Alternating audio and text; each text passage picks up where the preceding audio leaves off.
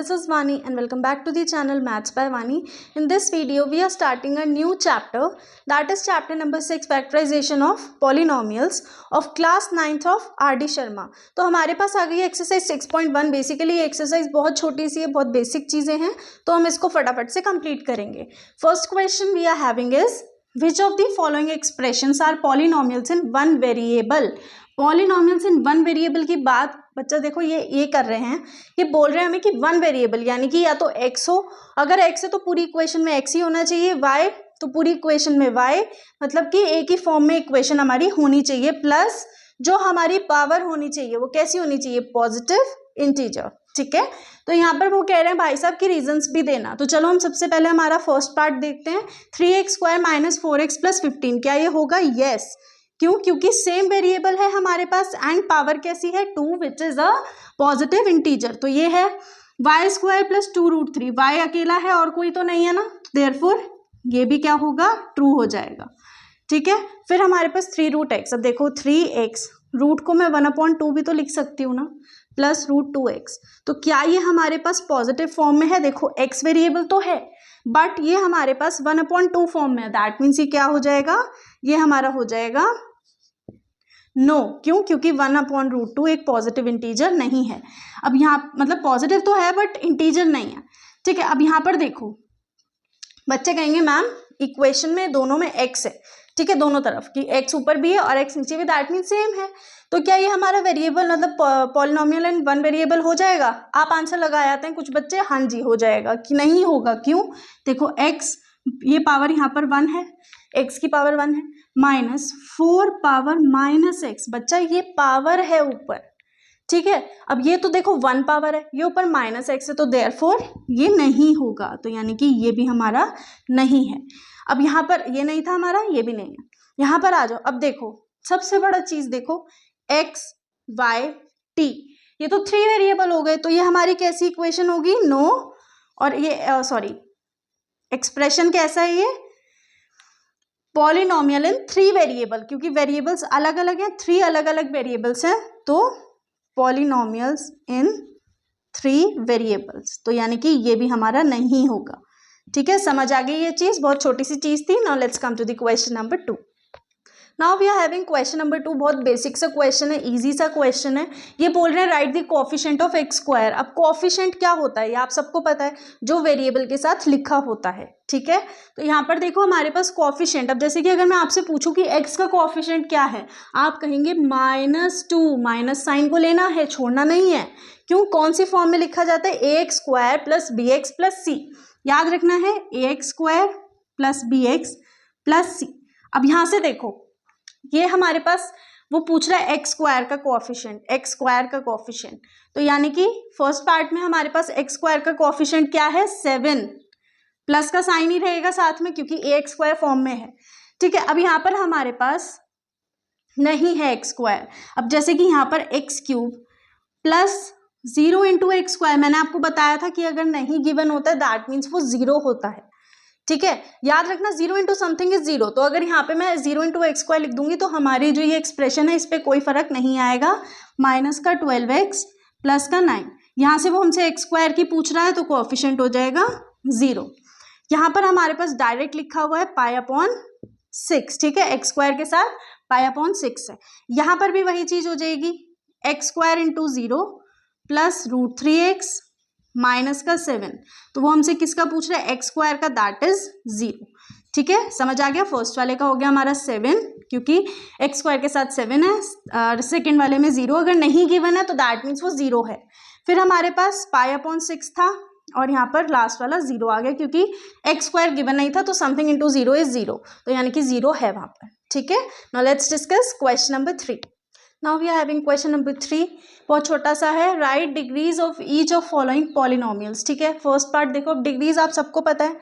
जब मैंने introduction part कराया था इस चैप्टर का तो अच्छे से क्लियर किया था जब हम एनसीईआरटी कर रहे थे. ठीक है, तो उसमें मैंने आपको बताया था डिग्रीज क्या होती हैं, highest power of a polynomial. तो यानी कि फर्स्ट पार्ट में हाईएस्ट पावर कौन सी दिख रही है, 3. तो डिग्री क्या हो गई, 3. रीजन लिख देना, because highest power is 3. Highest power is 3. ठीक है, फिर आओ सेकंड पर, यहाँ पर भी हाईएस्ट पावर क्या है 3 है, तो यानी कि डिग्री हो जाएगी 3। 5y माइनस √2, एक्स्ट्रा तो कुछ नहीं है ना, y है अकेला, तो दैट मीन्स ये क्या हो जाएगा हमारा 1 हो जाएगा यहाँ पर। फिर 7 है, अब यहाँ पर 1 मत लिख के आना कि मैम ने बोला था समथिंग इंटू 1 इज समथिंग, है ना, कि भाई किसी की भी मल्टीप्लिकेशन 1 से कर दो तो वो अपने आप नंबर बन जाता है। यहाँ बात डिग्री की हो रही है, अगर कांस्टेंट पूछता तो आप 7 लिख सकते थे, बट यहाँ पर बात किसकी है, डिग्री की है, तो यानी कि डिग्री है यहाँ पर 0 है ही नहीं, जब यहाँ कोई पावर ही नहीं है तो डिग्री तो 0 हो गई। सिमिलर यहाँ पर है 0 है तो डिग्री होगी 0। ठीक है, समझ आ गया, छोटा सा क्वेश्चन था। Now let's come to the question number 4। Now we are having question number 4। यहाँ पर हमें क्या बताना है कि ये जो हमारे पॉलिनोमियल्स गिवन हैं इनमें से कौन से लीनियर हैं, कौन से क्वाड्रेटिक है, कौन से क्यूबिक एंड कौन से बाय क्वाड्रेटिक है, सबकी आपको प्रॉपर्टीज बताई हुई हैं। लीनियर के अंदर जब हमारा डिग्री क्या होगा 1 होगा तो वो बात की जाती है लीनियर के अंदर। क्वाड्रेटिक में degree must be of 2 and cubic के अंदर डिग्री 3 होनी चाहिए, बाय क्वाड्रेटिक के अंदर होनी चाहिए डिग्री 4। अब यहाँ पर आ जाओ फर्स्ट पार्ट पर, डिग्री देखो 2 है तो दैट मीन्स ये कैसा होगा क्वाड्रेटिक। अगर आप रीजन मेंशन करके आना चाहो बिकॉज डिग्री इज 2, ठीक है। सेकेंड वाले में देखो 3x minus 2 1 linear, same reason यहां पर डिग्री इज 1। अब ऐसे आप रीजन अपने आप मेंशन कर सकते हो, ठीक है। यहां पर थर्ड पार्ट पर 2x plus x square, degree क्या है 2, तो ये कैसा हो गया क्वाड्रेटिक। अब आ जाओ फोर्थ पर 3y, यहां पर कैसा है 1 तो linear, degree is 1। T square plus 1 square है तो ये कैसा हो गया क्वाड्रेटिक। अभी तक क्यूबिक नहीं आया है, ठीक है। यहाँ पर हो गया 7t4 plus 4t power cube plus 3t minus 2, तो पावर क्या मतलब हाईएस्ट पावर या डिग्री क्या है 4 है, तो ये कैसा होगा by quadratic. By quadratic. I hope आपको ये अच्छे से क्लियर हो गया होगा, प्रॉपर्टीज याद है, क्वेश्चन फटाफट हो जाएंगे, ठीक है। Now let's come to the next question. Now we are having question number 5। Classify following as polynomial in 1 variable and 2 variable, ठीक है। अब वेरिएबल्स की बात कर रहे हैं तो वेरिएबल देखना है कि एक ही वेरिएबल है या 2 या 3 या 4 जितने वेरिएबल्स होंगे हमें वो बताना है।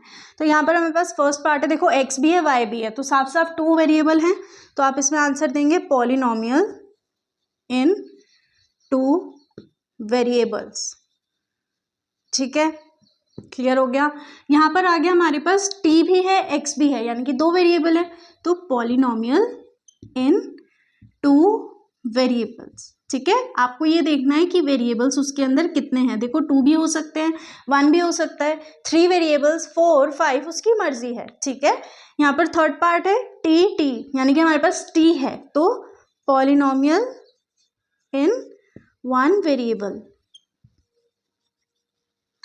फोर्थ पार्ट के अंदर y देखो x y z 3 वेरिएबल्स हैं, तो यानी कि पॉलिनोमियल इन 3 वेरिएबल्स। छोटी सी एक्सरसाइज है इसलिए इसको एक ही वीडियो में खत्म करेंगे, फटाफट खत्म करेंगे इसको ताकि हम अपनी नेक्स्ट एक्सरसाइज स्टार्ट कर सकें। अब बात करते हैं क्वेश्चन नंबर 6 की। क्वेश्चन नंबर 6 आ गया है अब हमारे पास, आइडेंटिफाई पॉलिनोमियल्स। पॉलिनोमियल्स आइडेंटिफाई करना है, पावर हमारी कैसी होनी चाहिए पॉजिटिव इंटीजर। अब यहाँ पर देखो हमारे पास क्या है 4x³ minus x square minus 3x plus 7, power की सबकी क्या है पॉजिटिव है, तो ये होगा हमारा यस। यहाँ पर उन्होंने रीजन नहीं पूछा है तो आप रीजन अपने आप से मेंशन नहीं करेंगे, अगर वो रीजन पूछते हैं तो ही आप मेंशन करके आओगे, ठीक है। बट आपको कॉन्सेप्ट क्लियर होना चाहिए तभी क्वेश्चन सॉल्व होगा।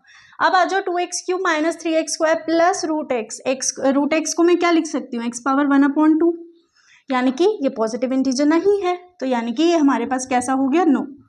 अब आप कहोगे मैम 3 और 2 तो हैं, तो बच्चा पूरे का होना जरूरी है, ठीक है। थर्ड पार्ट में आ जाओ एक्स स्क्वायर एक्स, तो यानी कि साफ साफ दिख रहा है यस। ये हमारे पास आपको मैंने पहले भी बताया था 4 की पावर माइनस एक्स हो जाएगा, ठीक है। जब भी पावर अपॉन मतलब कोई वो अपॉन में होता है तो वो ऊपर कैसा चला जाता है, या ये हमारे पास किस उसमें है फॉर्म में, देखो ये a/b फॉर्म में है, तो यानी कि हमें तो पूरा एक सा फॉर्म चाहिए था, तो यानी कि ये हमारा नहीं होगा। अब आ जाओ फिफ्थ पर, तो ये मुझे दिख रहा है कि हाँ भाई ये सारे हैं, तो ये हो गया एक्स यस। अब यहाँ पर सेम चीज वही चीज आ गई, तो ये हो गया नो। अब बात करते हैं क्वेश्चन नंबर 7 की। Now we are having last question of this exercise, that is question number 7. ये क्वेश्चन नंबर 4 जैसा है, तो टाइम वेस्ट नहीं करेंगे ज़्यादा. Identify constant, linear, quadratic and cubic polynomial. तो ये हमारे पास कैसा है, कांस्टेंट है क्योंकि इसके साथ कोई वेरिएबल नहीं है. ठीक है. सेकेंड वाला कैसा है, हाईएस्ट पावर डिग्री क्या है हमारी 3, तो ये कैसा हो गया, क्यूबिक. थर्ड वाला कैसा है हमारे पास, लीनियर, क्योंकि एक ही वो है, इसके पास पावर 1 ही है. यहाँ पर डिग्री है 2, तो ये कैसा हो गया, क्वाड्रेटिक. ठीक है. फिफ्थ पर आएंगे, ये कैसा हो गया, लीनियर, पावर कैसी है, 1 है. और यहाँ पर हाईएस्ट पावर क्या है, 3, तो यानी कि ये कैसा हो गया, क्यूबिक. ठीक है. छोटा सा क्वेश्चन था. आई होप अच्छे से क्लियर हो गई होगी exercise. So now we are ending a video. Will see you next video. Till then keep practicing. Make sure to subscribe the channel, press the bell icon and do share this video.